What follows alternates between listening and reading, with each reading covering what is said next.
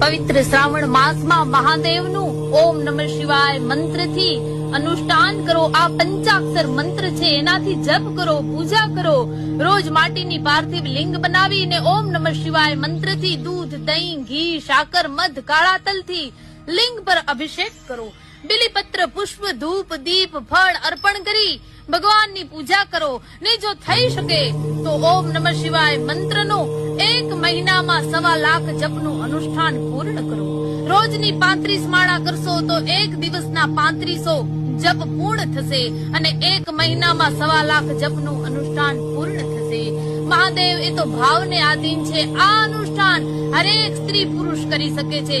જો કરશો તો તમારા જીવનના હરેક સંકટ મહાદેવ હરી લેશે, દુઃખ દારિદ્ર્ય દૂર કરશે, તમારી હરેક ઈચ્છા મહાદેવ પૂર્ણ કરશે।